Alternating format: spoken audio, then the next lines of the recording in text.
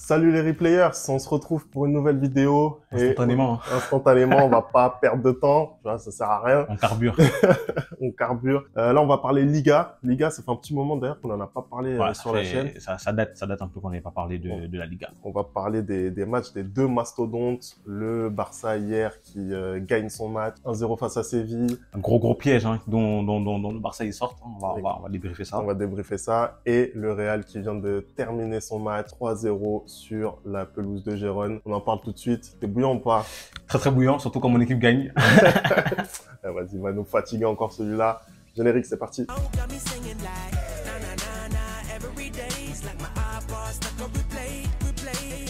On va commencer tout de suite avec le match qui vient de se terminer. Gérone, Real, le Real qui s'impose 3-0. Match, encore une fois, un petit peu particulier. Cette équipe, elle est tellement spéciale. C'est un truc de fou malade. C'est-à-dire que quand j'ai vu la compo, j'étais déjà prêt à bondir. Vas-y. C'est vrai que, bon, au niveau de la compo, moi, je trouve que Ancelotti, encore une fois, pose avec ce qu'il a en essayant de mettre dans les meilleurs comptes les joueurs. Je sais que toi, personnellement, t'es pas satisfait de ce 4-4-2. Moi, à titre personnel, par rapport aux forces en présence qu'il y a cette saison au Real Madrid, je pense qu'il peut pas faire beaucoup mieux. Mais en tout cas, largement. En tout cas, sur le match, déjà, c'est quoi ton impression générale? Qu'est-ce que tu penses du Real? En fait, c'est comme d'habitude avec le Real, c'est-à-dire que tu sais pas trop quoi penser parce que le match commence avec une grosse domination de Gérone dans les 20 premières minutes où ils peuvent, non, les 10 premières minutes plutôt, où ils peuvent très vite mettre 2-0. Ils ont une tête qui passe pas loin, ils ont une tête qui touche le poteau. La défense du Real depuis le début de la saison, c'est catastrophique. Là, on a perdu Militao, qui déjà n'était pas au top de sa forme. Ensuite, on perd à la balle qui s'est blessé la semaine dernière. Là, on est obligé de faire avec Rudiger et Nacho et depuis le début de la saison, ça ne rassure pas. Là, Ancelotti, pourquoi je suis pas content? Parce qu'au début, je vois, on aligne Camavinga en tant que latéral gauche. C'est pas son poste, hein. Ce gars-là doit jouer au milieu de terrain. Mais bon, en même temps, quand tu regardes les latérales gauches qu'il y a, à savoir Mendy et Fran Garcia, les deux, Fran Garcia, il attaque bien, il attaque bien, mais il défend pas bien. Mendy, il attaque pas bien, mais il défend bien. Sauf que force de constater, quand on regarde le match, que Camavinga est plus fort que les deux, tu vois. Donc, mais ce choix-là, il le fait pourquoi? Parce que, encore une fois de plus, il a pas, j'ai pas envie de dire le terme, hein, cojones, comme on dit en espagnol, de mettre Modric et Kroos sur le banc, tu vois. Donc, du coup, pour mettre Kroos, il est obligé de faire reculer Camavinga en latéral. Mais bon, aujourd'hui, il a eu raison parce que l'équipe a bien tourné après avoir laissé passer la tempête et ils réussissent à avoir un 3-0 quand même. Dans un match très difficile, surtout que la veille, comme tu as dit, le Barça avait gagné, donc ils étaient un peu sous pression pour reprendre la tête de la Liga. Mais dans le contenu, sur la possession de ballon, par exemple, c'est Gérone qui a la possession de ballon tout le match. Le Real, en fait, ils sont, comment dirais-je, létals, c'est-à-dire qu'ils ont 3-4 occasions, 3 buts. C'est ça, en fait. Moi, honnêtement, je vais te dire, je sais même pas comment analyser ce match. Moi, sincèrement, je sais pas quoi dire sur ce match. Ouais, effectivement, on a vu un début de match où Gérone a vraiment essayé de jouer au ballon. Ouais. S'est procuré ses deux plus grosses occasions du match, n'a pas réussi à avoir ce réalisme justement dont a fait preuve le Real Madrid. Voilà, sur sa première occasion, Rossellou marque d'ailleurs sur un sur un délice, Rappelez-vous la vidéo sur le mercato, hein. Il me parlait de Randal Colomoni comme étant son meilleur transfert de l'été. Moi, j'ai dit Jude Bellingham, mais quel poulet. Vous avez vu l'extérieur du pied? Ça, c'est l'école Modric, ça. Ça, c'est l'école Modric. C'est extraordinaire. Et tout ce qu'il fait, d'ailleurs, sur le match du Real Madrid, moi, au-delà du fait que voilà, il nous livre encore une partition vraiment Real Madrid dans le texte, mais ce que je trouve vraiment incroyable avec cette équipe, tout est juste. C'est-à-dire aussi bien de la part de Bellingham, la part également de Tchouaméni qui nous sort encore un match. Mais pour moi, c'est le meilleur joueur au milieu du terrain depuis le début de la saison. C'est incroyable. C'est-à-dire qu'on a un Tchouaméni mais qui est retour au top du top. Il avait eu un peu du mal après le retour de la Coupe du Monde. Mais là, on a un Tchouaméni qui est au top. Et pour moi, ce gars-là ne doit même pas sortir du 11, en fait. C'est la pièce centrale. Sincèrement, ce qu'il fait, c'est incroyable. Et même au niveau de la tenue du ballon, enfin, c'est incroyable. Tu l'as dit sur Camavinga, effectivement. Pour moi, ça pose pas de problème. Quand on a ce niveau de performance, désolé, Camavinga, encore une fois, c'est c'est l'intelligence, c'est la projection. C'est vrai qu'il a pas peur, il a pas peur de partir de son côté gauche, de faire des rushs dans l'axe. Enfin, à un moment donné, c'est ce qu'il fait. Moi, je trouve que les deux arrières gauche à disposition, ça reste des bons joueurs. Je pense pas qu'ils soient devenus voilà, des mauvais joueurs, mais c'est vrai que Camavinga, ce qu'il fait, bon, en termes de voilà, en termes vraiment de choix, quand il arrive dans la zone adverse, il fait ça. Non, mais après, franchement, je suis d'accord avec toi, hein, je suis totalement d'accord. Je milite pas pour qu'il sorte du 11, non, je milite pour qu'il joue à son poste, à savoir milieu de terrain, et du coup, oser mettre Kroos sur le banc, et que ces gens-là fassent partie de la rotation et non pas soit des titulaires indispensables. Il faut qu'il arrête. En fait, j'ai l'impression qu'il a peur vraiment de Kroos et Modric. Encore plus de Kroos que Modric, parce que Modric, il arrive à le mettre sur le banc. Non, pour moi, Camavinga doit jouer à son poste, savoir milieu de terrain, et les deux latéraux gauche doivent prendre leurs responsabilités. Ou à un moment donné, le Real doit prendre ses responsabilités et virer un des deux et faire un recrutement. Parce que c'est pas possible d'être le Real Madrid et d'avoir des latéraux à ce niveau-là. C'est vraiment pas possible. Moi, je suis content aussi d'une part comment dirais-je, du retour de blessure de Vinicius. On voit que il est pas encore à 100%, mais il commence à avoir du temps de jeu et ça, franchement, ça fait plaisir parce qu'on a eu des matchs où c'était vraiment compliqué en attaque et je suis très déçu par Rodrigo depuis le début de la saison. Franchement, je suis énormément déçu par son rendement. C'est-à-dire qu'il tente beaucoup, mais il y a énormément de déchets et de voir Vinicius de retour là, voilà, je suis très content. Il rentre en jeu, Rodrigo, pour cette fin de match. Pas forcément extraordinaire, mais moi je voulais plutôt souligner l'apport de Joselu, hein, parce que c'est un peu le voilà. Finalement, mine de rien, il fait des buts, il en a 4 déjà. C'est le remplaçant du 9 et aujourd'hui effectivement il joue pour 2 quasiment, hein, donc c'est intéressant. Je pense pas que on attende beaucoup plus.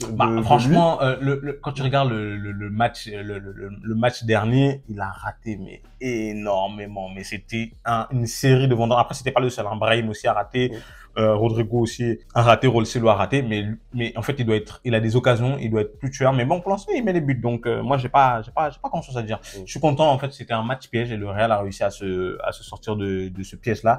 Le score ne reflète pas forcément la physionomie du match, mais bon, une fois de plus c'est encore le Real Madrid, hein. Après au final aussi, même si voilà le Real Madrid n'a pas surnagé dans le jeu, au final c'est quand même eux qui se créent les meilleures occasions. C'est vrai. Voilà, il termine le match avec 7 tirs cadrés sur 14 au total, quand Giron n'en cadre que 3. Donc effectivement, on voit que voilà, en termes de réalisme, le Real, ils sont quand même pas de voilà, battre l'ennemi, à battre. Ils ont pas de concurrence. On n'est pas là pour plaisanter, c'est bra. Juste avant de conclure sur le Real, moi je voudrais quand même revenir sur le non mais sincèrement, mais comment on peut faire ça? Mais comment on peut faire ça? Je sais pas ce qu'il a dans la tête, je sais pas ce qu'il a. Mais là, tu sais que là, prochain match, ça va être Camavinga en défense centrale. Parce que Militao est blessé, Alaba est blessé. Et là, du coup, Nacho en Liga, il est suspendu. D'ailleurs, attention au nombre de matchs qu'il va prendre, parce que là, sincèrement, il y a aucune raison pour faire ça. Il y a aucune raison. C'est débile. Non, mais... Le gars a le brassard autour du bras, 3-0. 90e minute. Justement, je pense que il rend hommage à notre ancien capitaine, hein, on va parler tout de suite, justement, avec Barcelone. Exactement, bonne transition. On passe au match suivant, FC Barcelone, FC Séville. C'était donc le retour de Sergio Ramos face au Barça. Voilà, match assez plaisant à regarder, on va pas se mentir. Score final 1-0. Toi, t'en as pensé quoi de ce match? Franchement, quand j'ai vu Séville, Barcelone, tu sais, maintenant ça fait quelques années maintenant que je suis la Liga et Séville a pour habitude de s'écrouler contre Barcelone. C'est-à-dire que je crois que ça doit faire 8 ans ou un truc comme ça qu'ils ont pas gagné contre le Barça. Et là, pour une fois, ils faisaient un bon match. C'est-à-dire que pour une fois, ils arrivaient à inquiéter le FC Barcelone. C'est-à-dire qu'à plusieurs reprises, je pense que s'ils ont d'autres attaquants, ils mènent au score. Notamment, il y a une grosse frappe de Rakitic à un moment que Ter Stegen arrive à enlever. Et il y a une frappe aussi, je crois, avant la fin de la mi-temps que Gavi, du coup, retire de sa poitrine, même si eux ils pensaient qu'il y avait main, il y avait pas main pour moi, mais ils ont réussi à inquiéter Barcelone vraiment tout le long du match. Et on voyait que Barcelone avait vraiment du mal à trouver la faille, même s'ils ont eu les occasions, hein, ils ont eu vraiment énormément d'occasions ils ont posé le jeu pour. C'est ce que j'allais dire. Je pense que Xavi, par rapport à la saison dernière, je pense qu'il a compris maintenant qu'il avait un effectif tourné vers l'attaque. Ouais. Et je pense qu'il essaye de s'adapter. On a une défense, effectivement, qui est beaucoup moins solide, mais surtout plus exposée, parce qu'au final, on peut même pas dire que Christensen ou Koundé font un mauvais match. Moi, je les ai trouvés plutôt bons, les deux. Mais par contre, on a une défense plus exposée. Là, sur ce match-là en particulier, on avait Gundogan en point de basse, avec Gavi un petit peu, ça alterne un petit peu. Ouais, gros match d'ailleurs hein, de Gavi. Il a récupéré un nombre incalculable de ballons, même si souvent il y a des fautes. mais au final, c'est pas leur poste de prédilection. Je pense qu'il manque vraiment un point d'ancrage capable de faire ce travail. Après, je pense qu'ils se préparaient aussi pour la réception de Porto au même titre que Paris, vu que ça va être un match assez compliqué pour eux. Je pense que généralement, du coup, c'est Roméo qui occupe ce poste-là. Mais je pense qu'il met du turnover il a l'effectif pour faire du turnover, donc il fait du turnover et ça a fonctionné au final. Ça fonctionne parce qu'ils arrivent à gagner 1-0, c'est vrai, certes, avec un but de Sergio Ramos. Il a fait une grosse interview avant le match. Ouais, ce serait pas mal de marquer contre Barcelone, c'est mon premier but. Mais vas-y, mais moins de tatouages et plus de jeux, en fait. Ça y est, c'est bon, t'as 38 ans, tu joues contre des gens, ils sont nés au 21e siècle, alors que toi, t'es né quand la télé, elle était encore en noir et blanc. Mais vas-y. Non. Il a accompagné Yamal. Yamal l'a accompagné. Quand il était un peu plus jeune, Ramos. Mais c'est quoi ça? Mais c'est quel genre de but? Tu peux pas avoir 38 ans et te faire avoir comme un bébé comme ça. Hein. Après, sur le but, pour être un petit peu objectif, parce que bon, voilà, je crois qu'il a un peu de mal à l'être. Je trouve que Sergio Ramos, déjà, dans l'ensemble, pour moi, il fait un match correct. Ouais, il fait un bon match. À un moment, il y a un dégagement de Ter Stegen, là. Le contrôle.